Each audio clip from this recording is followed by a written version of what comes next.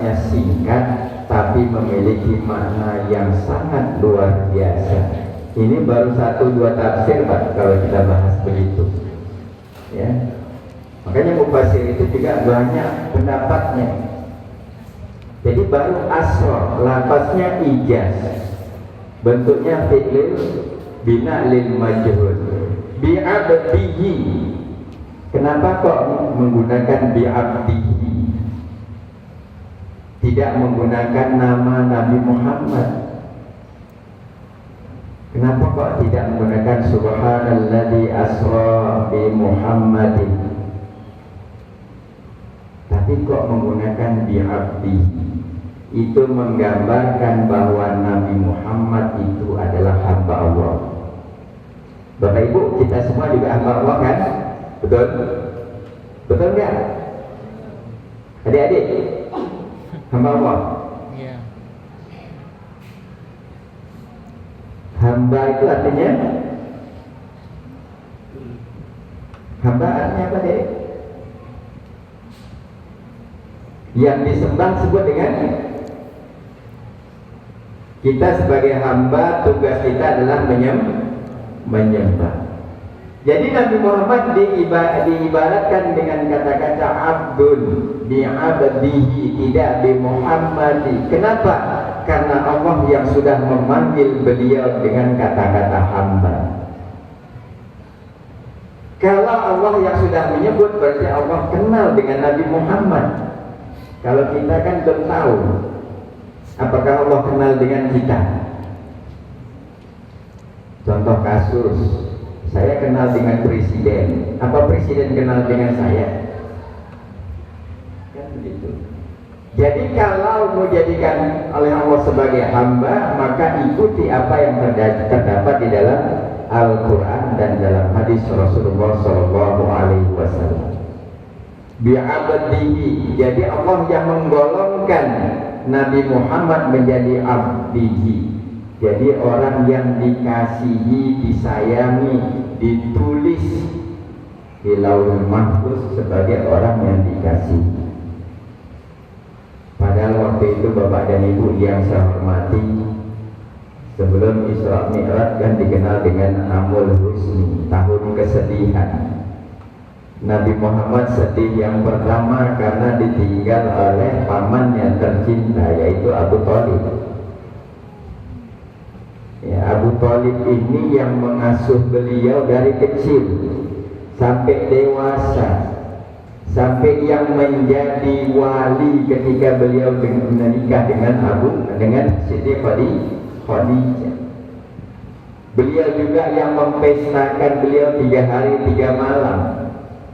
Jadi Nabi Muhammad itu pestanya 3 hari 3 malam.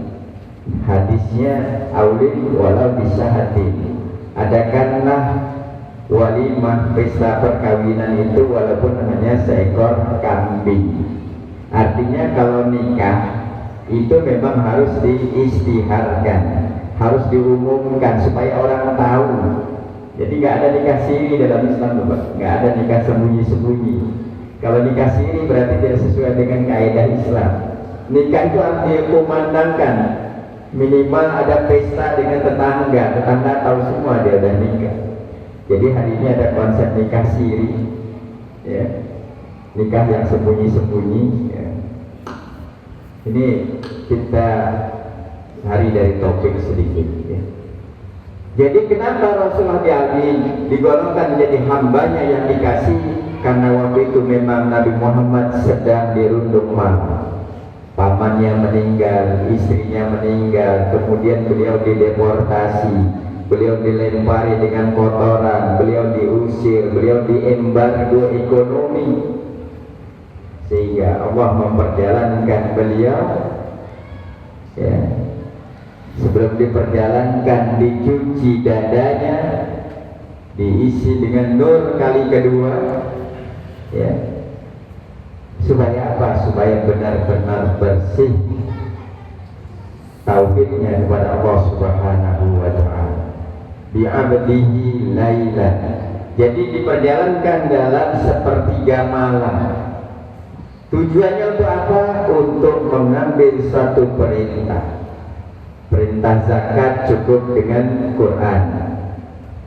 Aqimis shalah wa atuz zakat. Jadi zakat itu selalu digandengkan dengan sholat. Perintah puasa, ya ayyuhalladzina amanu kutiba alaikumusiyam. Perintah haji, atimul hajja wal umrata lillah. Dan seterusnya, wa'adzin fin nasi bil haji rijalan wa ya'tuka rijalan wa ala kulli dhamir yatina min kulli fajjin amik, dan seterusnya. Jadi rukun Islam yang 5 itu hanya sholat yang dijemput langsung oleh Rasulullah SAW. Kemudian kita ke objek. Objeknya adalah sholat. Isra Mi'raj itu bicaranya adalah masalah sholat. Sholat yang pertama dalam Al-Quran menyatakan as-sholatu lidzikri. Sholat itu untuk mengingat. Jadi kalau ada orang sholat yang tidak ingat, berarti dia belum sholat. Zikri, zakaroh, mengingat. Zikri itu juga memiliki 2 makna. Yang pertama mengingat, yang kedua mengucapkan. Jadi orang yang zikir itu mengingat dan mengucapkan. Makanya dikatakan sholat itu adalah ibadah yang diawali dengan takbir dan diakhiri dengan salam, dengan syarat dan rukun tertentu. Di situ ada yang dibaca secara jahar, ada yang dibaca secara sir. Ada yang dibaca kuat dan ada yang dibaca pelan. Itulah as-sholatu lidzikri. Sholat itu untuk mengingat Allah dan untuk menyebut Allah Subhanahu wa ta'ala. Allahu Akbar. Kalau imam baca takbir pelan-pelan gimana Pak? Boleh enggak? Jadi sholat itu diawali dengan takbir, imamnya harus kuat. Walaupun sholatnya sholat zuhur berjamaah, imamnya jangan pelan. Yang pertama. Jadi apabila kita belum ingat kepada Allah, maka kita belum dikatakan sholat. Kemudian sholat yang kedua adalah inna sholata kanat alal mu'minina kitaban mawquta. Sesungguhnya sholat itu bagi seorang mukmin waktunya sudah ditetapkan dan sudah ditulis. Jadi hari ini Bapak Ibu ada praktek jamaah kita namanya jamaah asma. Kalau kita kan ada jamaah qashar Pak ya, jamaah zuhur dengan asar, maghrib dengan isya. Hari ini ada disebut dengan jamaah asma, asar dengan maghrib. Ada Pak di sini? Nggak ada ya. Ini bagi orang yang sibuk ya, di kantor nggak sempat sholat, pulang kantor sudah jam 5, di perjalanan macet, akhirnya sampai rumah hampir jam 6. Sekarang sholat maghrib jam berapa? 18.19. Dia sampai rumah jam 18. Begitu dia selesai sholat, orang azan maghrib. Itu disebut dengan jamaah asma. Maka saya sering pesan kepada bapak-bapak, ibu-ibu, mahasiswa.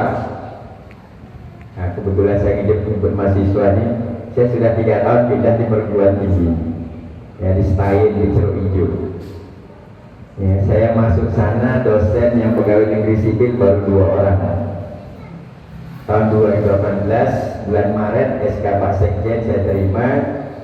Saya dilantik di bulan Maret, ya, Sekretaris Jenderal Kementerian Agama Republik Indonesia. Dosen PNS-nya baru 2 orang. Hari ini dosen PNS-nya sudah 76 orang.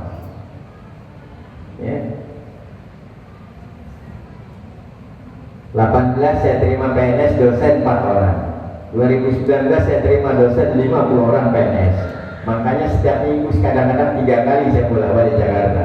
Kementerian Keuangan, Kementerian Bappenas, Kementerian PU, kemudian PUPR, kemudian Keuangan, kemudian BKN, kemudian apalagi Menpan RB. 50 orang 2019, 2020 15 orang. Ya. Saya masuk 2018 ini sekaligus promosi